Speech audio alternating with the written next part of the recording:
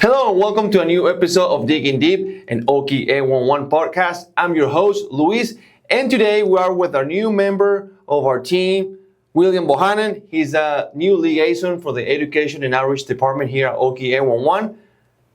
Bo, thank you for being here with me today, and thank you for being here in our team now. It's amazing to have you now. It's great, and it's an absolute pleasure. I'm so happy to be here. Everybody's been so kind and welcoming, and it's been an incredible opportunity for me. That's awesome, and let's just get started. Bo, you've been here for 2 weeks. You're the new liaison. You're the English version of myself. Right. Tell us about who you are, how you came here to Okie, the whole process, and just a little bit of the things that you want to see here in your experience at Okie 1-1. Obviously, we're about to finish the year, but next year it'll be just you and me, man. Batman and Robin, all the way. However you want to call us, the Avengers, whatever. With the liaisons, we're gonna, keep educating people, keep getting to new communities, teach the safe excavation and damage prevention from our A11 workshops.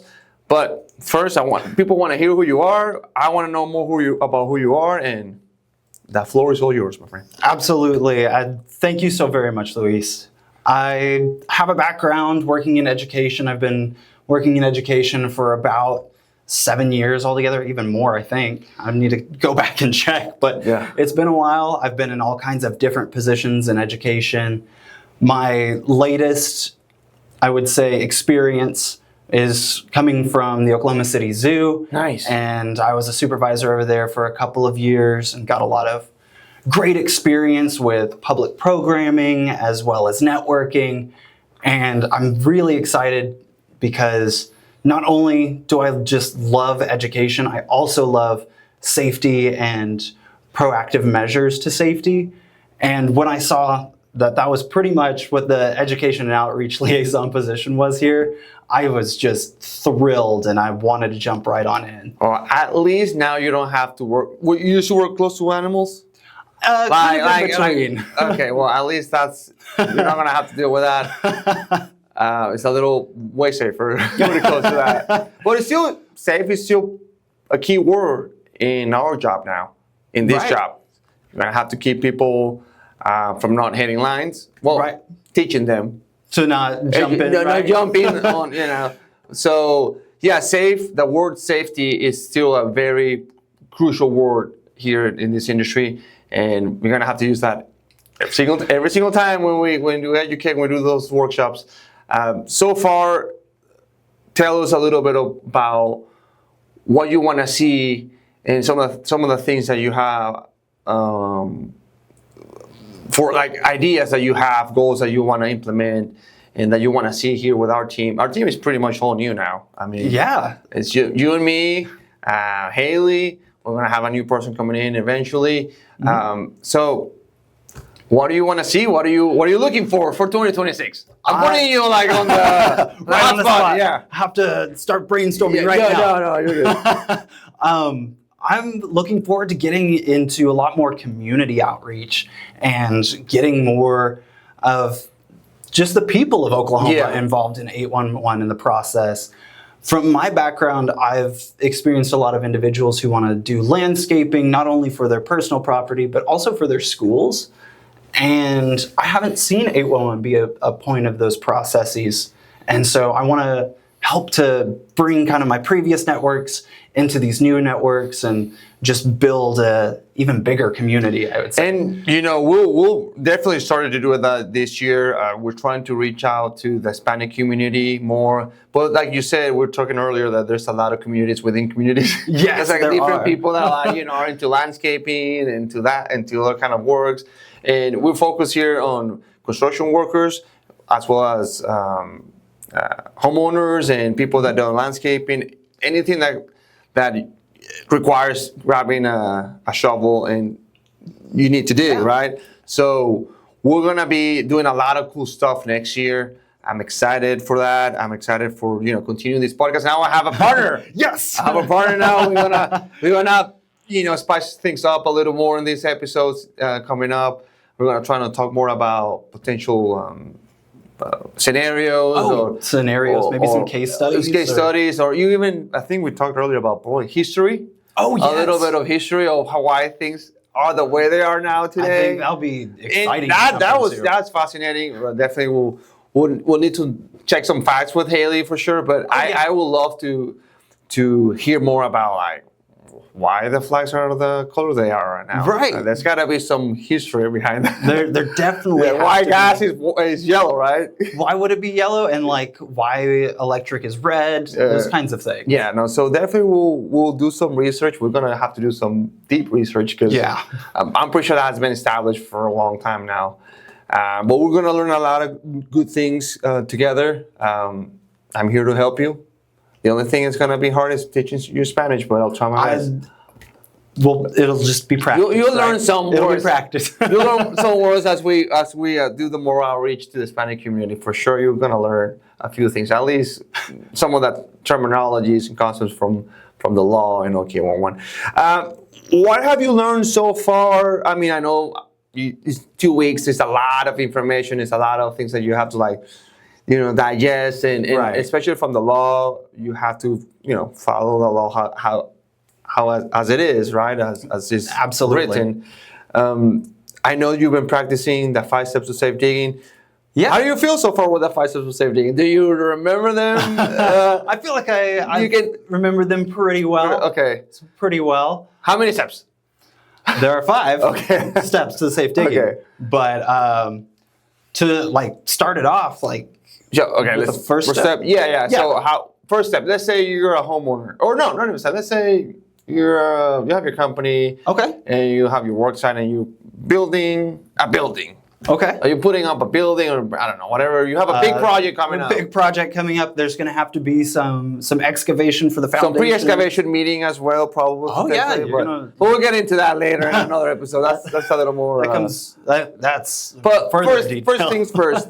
You're going to start in let's say in one part of that big work site, right? You're going to start working on a specific area of that work site.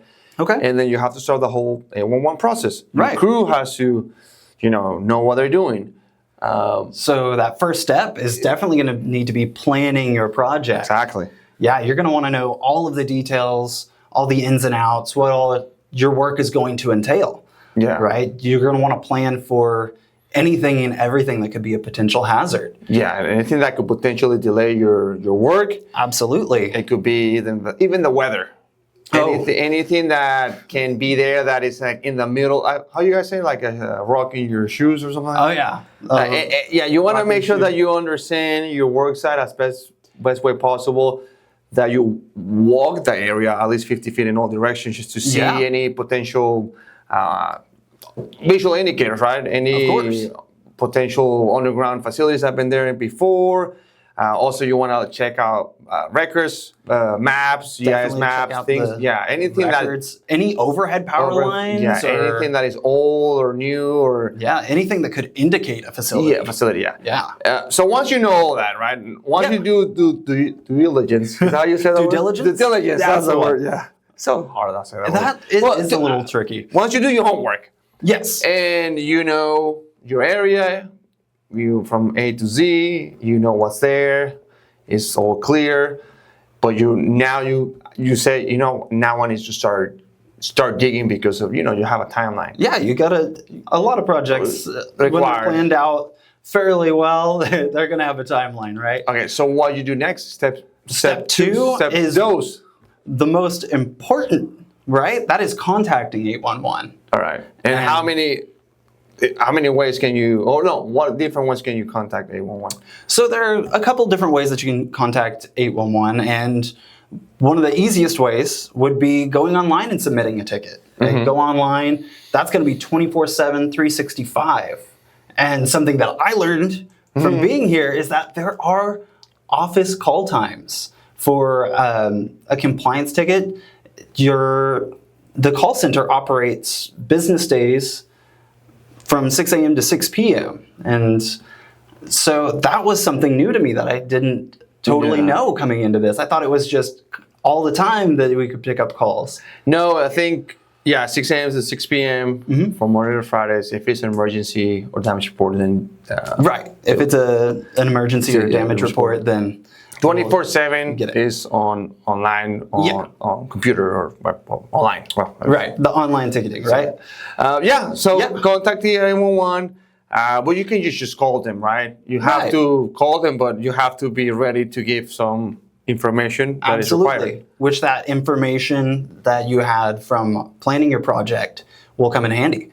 And it'll be like address, who's working the site, those kinds of things. Did you white line your site? Yeah. That's a very important one. What else?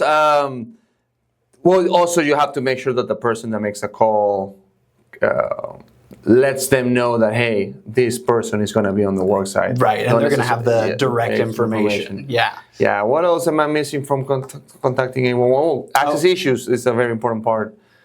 Information that you make sure that you want to give. There's no access issues to the area. Right, no access issues. There's a code that they need, the locator needs to know. Right, no pets. No pets, no crazy, like, just cliffs that you're working off of. Yeah, any information that you can give, especially besides the right information of the address, right? That's right. Make sure that you give the right coordinates. Definitely.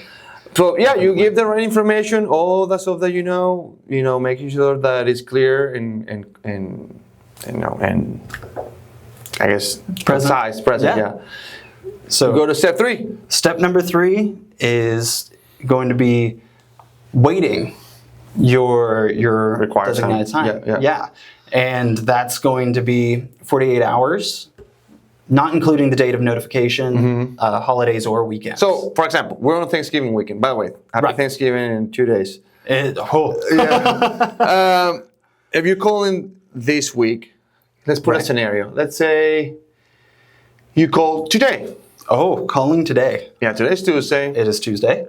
Okay, when will be the earliest that you can dig? To dig. Okay. Today doesn't count. So today wouldn't count, but tomorrow would. Tomorrow would, but Thursday wouldn't. Thursday and potentially Friday. Friday wouldn't either, would it? Oh, that's true. It's a tricky one. Because does everybody take Friday off? No. It would be Black Friday. But is that considered a holiday? So. Here it is. Here it is. So I would imagine, since our center observes that the locator would as well.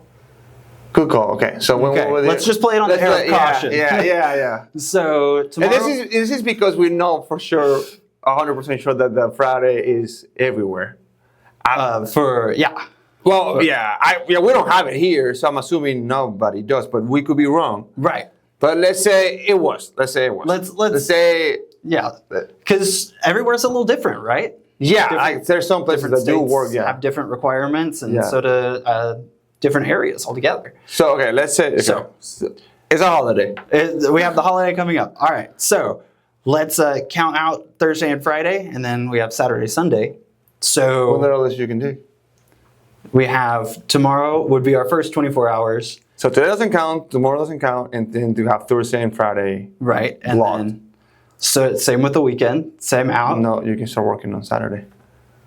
But you have the 24 hour. It's only 24 hours. Oh yeah, you're right. No, you're right. You're right. Yeah, you have the 48. So that the 48 would come up on the Monday. On the Monday. So it would be Tuesday. Yes. That you could begin your day. You're right. You got me on that one. I was gonna say Saturday. No, Saturday doesn't count. Yeah. So it's a tricky week, and just because we don't know 100%, if Friday wouldn't count, right. If Friday didn't count. So if Friday didn't count, then you can start Saturday at the earliest. And because it would be Tuesday, Wednesday, right, Friday. You have the 48. Saturday you can start. Yeah, you can start. But if it that is a tricky one. We might have we'll go and check that one because I know. I mean, we don't have Friday. We have Friday off here. Right. Now I don't know if that applies for agents. That's true. That'd be something. Yeah, I don't know if that call center actually takes it off because, and in fact, my question was like, does Black Friday, is it off everywhere? I know college, universities do take it off, but I don't know if it's actually a holiday. I don't know if it is an actual holiday. You should know that more than me because I only been here for 10 years. So look, from most of my experience It's coming off, right? from, yeah. Yeah. Coming Anyway, from the education. we'll leave that a question mark. So, but let's say it is, because we don't have work on Friday, so Saturday doesn't count either. That was on me, and I've been here more longer than him. So good job on that one. So Monday will be the first day that you can actually start digging. What else on required time? What other required time? You cannot dig until you actually start. Right. You have to wait that required time. You cannot dig before that. You got to wait the 48 hours. Mm-hmm. What's step 4? Step 4 would be your positive response. Okay, you wait the 48 hours, check your positive response. Can you explain to us from, I know, you've only been here for 2 weeks. I'm not going to put you on the burner. Can you tell us a little what positive response status is for the excavators and locators? Sure thing. Yeah, positive response is going to be your status. Your status, right? So you contact Okie 811. Mm-hmm. We take that information and then we distribute it to the facility operators. Yeah. And they're going to be the ones with the underground utilities. So from there, they're going to take their locators out to your site. Mm-hmm. And then they're going to check that site and then give you a positive response of if they marked the area, if they did a partial marking, if there are no utilities in that area. And so you're going to wait for all of those operators to confirm their response before you can positively dig. Yeah, it's pretty much like an answer from them. Yeah, it's just a text and reply. It's a status that they will give you. It's just to confirm, like for example, I'm planning to dig, but he owns ONG, right, a gas line, and hey, my locator's already marked it. Then that locator will check, hey, the work's at I don't know, 50th Street, blah blah blah blah. Yeah, it's been marked in, all good to go. But for gas, you probably will put, and we'll go more in details. You'll probably put watch and protect. It requires a representative to be on site whenever that person is digging near a regulated pipeline or a gas line.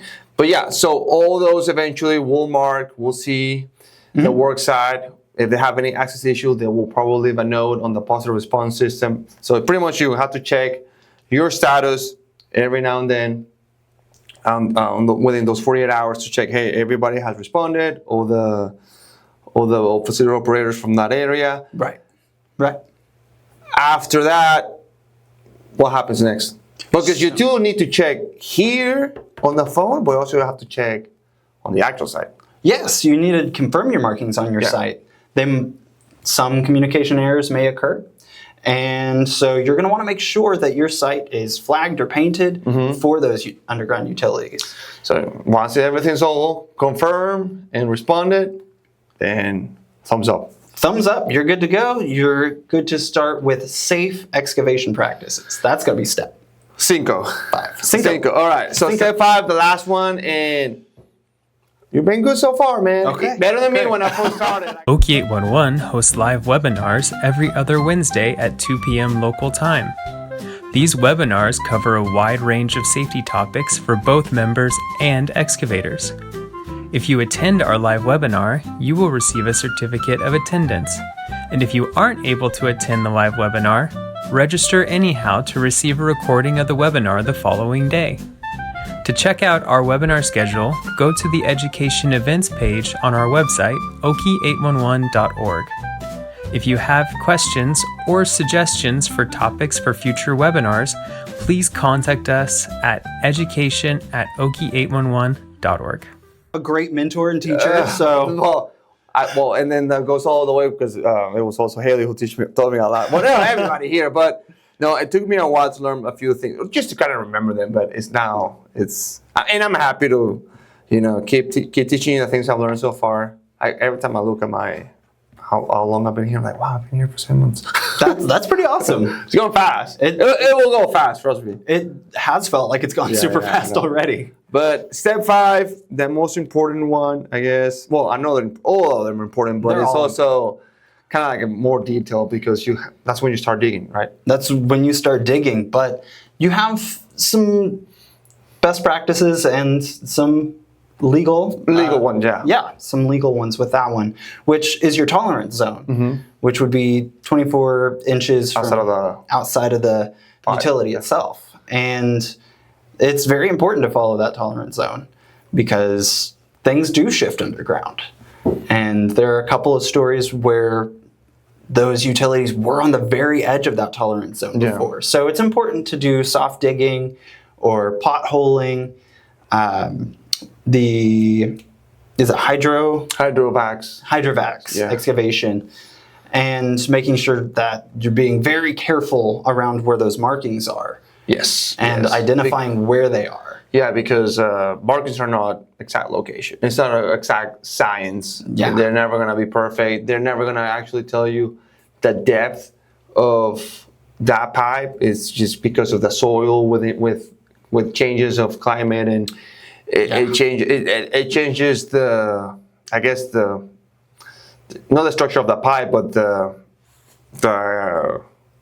stability of the pipe where it's like landing. So it's gonna go probably deeper, and that's why you have to do a lot of hand digging and And the only time that you can actually use heavy equipment is when you can expose the pipe or the underground line and you can protect it. When you can support it, protect it, and that's when you can start using heavy equipment. Right.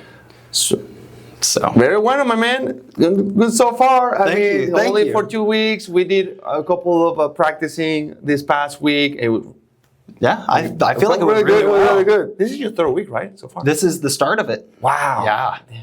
It's going fast. You're gonna be a month next week, right? It's gonna be a month next week. You started the 8th. 10th. Yeah, the 10th. So it's a week and a half.